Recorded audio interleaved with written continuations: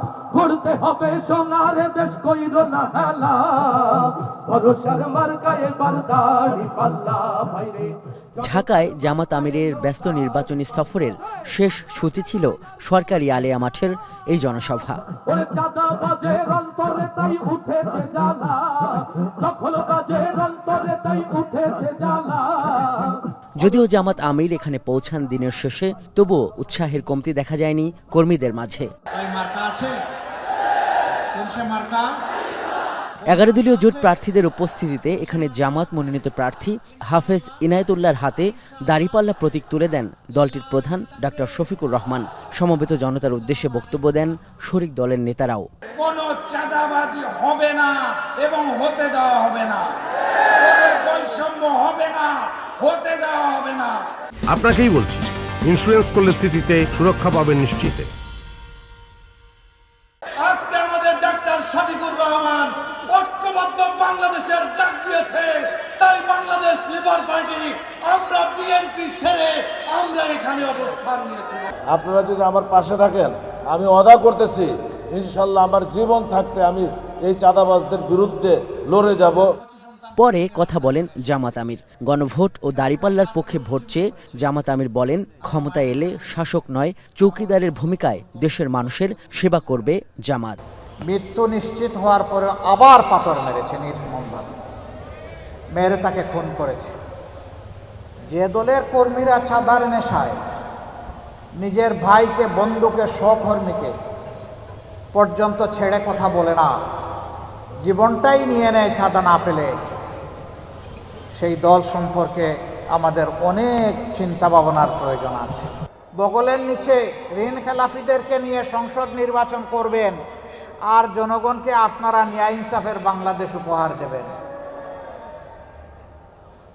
এ সমস্ত গুম পাড়ানো, মন বুলানো গান আর চলবে না। ঢাকা আলিয়া মাঠের এই জনসভার আগে আরও 2টি সংসদীয় আসনে জনসভায় যোগ দেন জামাত আমির ডাক্তার শফিকুর রহমান। ভিন্ন ভিন্ন সংসদীয় আসনে জনসভা হলেও বিশেষ করে চাঁদাবাজি এবং দখলদারিত্বের রাজনীতির ব্যাপারে জামাত আমিরের বক্তব্য ছিল অভিন্ন।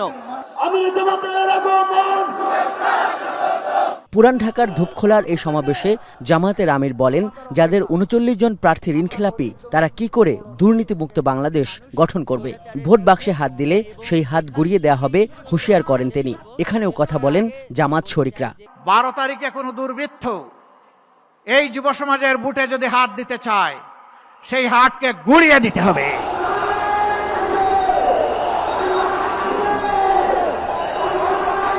এর আগে রোববার সকালে মুহুর্মুহু স্লোগান আর খণ্ড খণ্ড মিছিলে যাত্রাবাড়ির এই নির্বাচনী সভা জনসভায় রূপ নেয় জামাত আমিরের উপস্থিতিতে।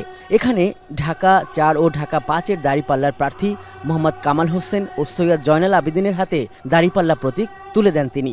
জামাত আমির মহানগরীর প্রান্তিক সব আসনে নগর সুবিধা নিশ্চিতের সঙ্গে খাল ও নদী রক্ষায় জনপ্রতিনিধিদের কঠোর জবাবদিহিতার ঘোষণা দেন। বলেন, ক্ষমতায় এলে ঘরে বাইরে ও কর্মক্ষেত্রে নারীদের নিরাপত্তা নিশ্চিত করবে জামাত। আমরা কথা দিচ্ছি, ঘরে, চলাচলে এবং কর্মস্থলে 3টা জায়গায় আপনাদের জন্য আমরা ইনশাআল্লাহ সর্বোচ্চ গুরুত্ব দিয়ে নিরাপত্তা নিশ্চিত করব এবং মর্যাদা আপনাদের হাতে তুলে দেব। চলাচলের সময় বিশেষ করে পিক আওয়ারে বড় শহরগুলোতে, রাজধানী সহ আমরা শুধু মহিলাদের জন্য ইভিনিং বাস সার্ভিস চালু করব ইনশাআল্লাহ। ক্ষমতা এলে শিক্ষা ব্যবস্থায় আমূল পরিবর্তন সহ কওমি আলেমদের আকাঙ্ক্ষা অনুযায়ী কওমের শিক্ষা ব্যবস্থাকে মর্যাদার জায়গায় পৌঁছে দেবে জামাত, বলেন দলটির প্রধান। আজাদী সম্পূর্ণ অর্জিত না হওয়া পর্যন্ত আমরা থামব না। আজহার লিমন, এখন, ঢাকা।